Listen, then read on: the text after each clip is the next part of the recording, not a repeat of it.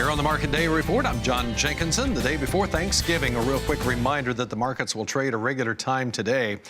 Tomorrow, the markets will be closed, and then we'll close the markets early on Friday at 12 noon, or about 12:05 actually, for the grains, and just shortly after that for the livestock as well.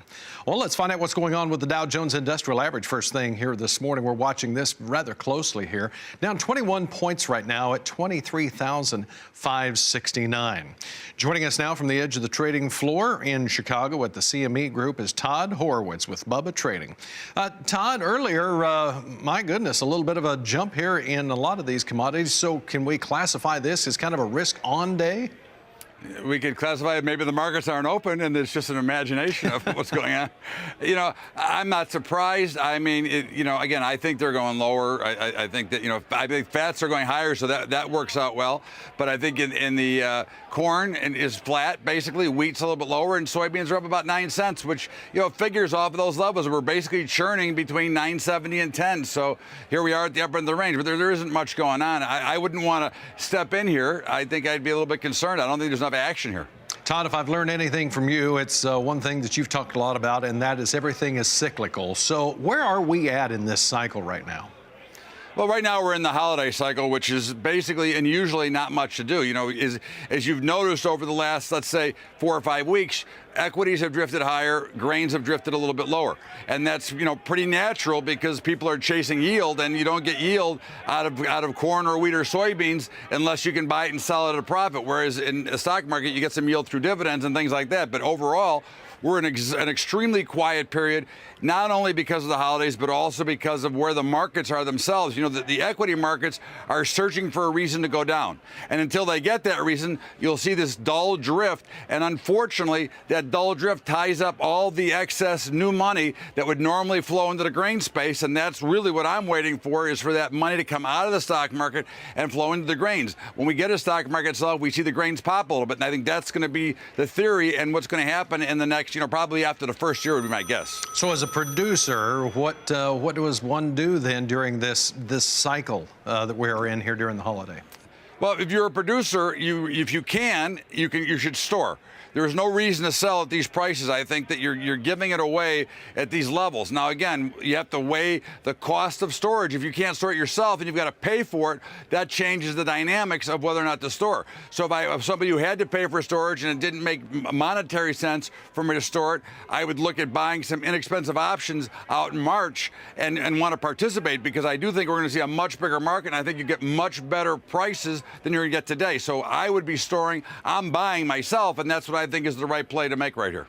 Should anybody be watching in these outside markets very carefully here during this holiday period as well? No, I think that the outside markets are going to drift higher or even pop a little bit higher. I mean, first of all, seasonality tells us that this is a very bullish time of year anyways. It tells us that if we've been up this far and this big this year, that there could be another 3-4% pop towards the end of the year. I would be very leery of that. But again, there's not going to be a lot of volume or people in the way to stop it. This is, basically from a trader standpoint, there's about 2.5 to 3 weeks left of the trading year. And then we go into the Christmas and New Year's and it's all over. So after the Fed meeting in December 13, I think the year is basically over. All right. Excellent point. Anything in that Fed meeting that you're really watching for then? No, I think they're going to raise rates, which has pretty much been telegraphed. I think you'll want to hear the language of what they're going to say. It's always about these one-word change, and they go bananas, these guys. But overall, the interest rate should be going up. And if the economy is as good as they say it is, then the interest rate should certainly be going up. And of course, it's having the biggest effect on commodities, farmers and producers, and community banks, because most farmers and producers use community banks, and they're the ones who are getting most penalized by all this rotten stuff that's going on right now. Todd, don't go anywhere. When we come back, we want to talk to you about the livestock trade. We'll get to that next here on the Market Day Report. That's straight ahead.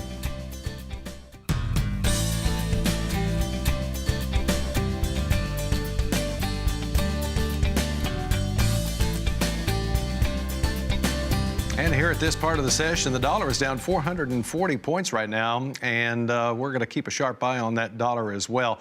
On the edge of the trading floor at the CME Group is Todd Horwitz with Bubba Trading.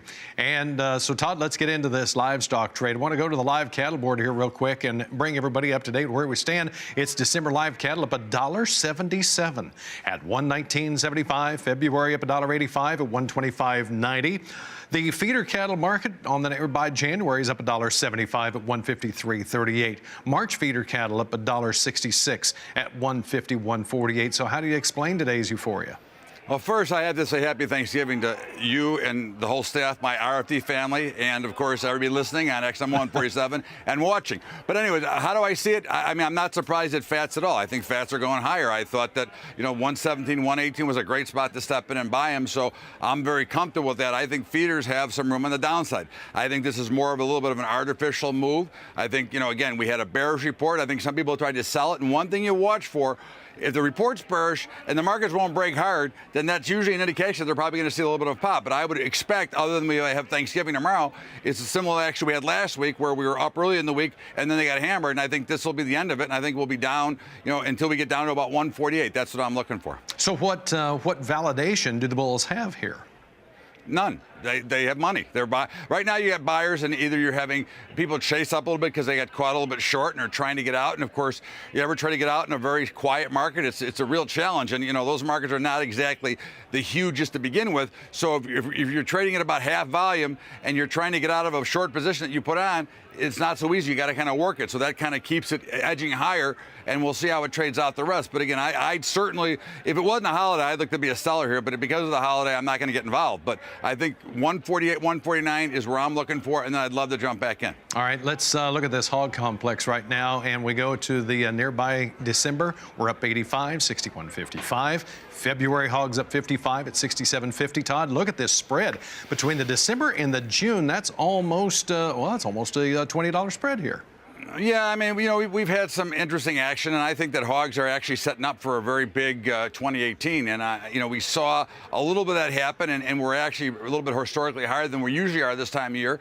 I think that you're seeing the end of this run here. I think that in December you're going to see some more push down, and then I think that we're going to look to be buyers. And I think after the first year, I think we look for a much bigger market next year. I think there's some pretty good things in store for farmers and producers in general next year, pretty much across the board. But I think the hogs are going to perform very well next year as well.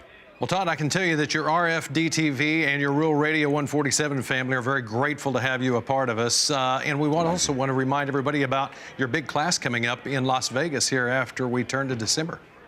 Yeah, I'm doing a little two-day seminar in Las Vegas, and of course, really what I want to teach people is how to understand the markets. It's just, we get so misled by different things that we're told by others, but it's actually much simpler than that if you just learn to read the probability of the market based on what the charts tell you, because the money knows where it's going, and that's what you really want to learn to watch is the money, and that's what we're going to be doing in a couple of days for Vegas, December 13th and 14th, and I appreciate that. But again, we just want people to understand and have better shots at making money or protecting, because I'm real big into protection for farmers and producers as well. Todd Horwitz with Bubba Trading here with us. Todd, thank you very much. We appreciate all your time. Happy Thanksgiving to you. You too, and to everybody else, thanks so much. I appreciate you all. All right, thank you. Same here. Let's take a quick look at these grains here. We'll stop here at first at the corn market, bring everybody up to date on these numbers. December corn now up a quarter, 3.45 and a quarter. July corn up 1 at 3.73 and a quarter. January soybeans up 8 and a quarter, 9.97 and a quarter. July is up 8 and a quarter. December Chicago wheat down 3 cents. December Kansas City wheat down just a half a penny. And that Minneapolis wheat market for December is up a quarter at 6.27 and a quarter. December cotton up 16 at 71.06, Christina. And always interesting to hear from Todd Horwitz. Yeah, it's interesting to watch a day with low volume as well. It is. Yeah, you can see some big moves sometimes. Some really big moves. All right, thank you so much. Markets editor John Jenkinson.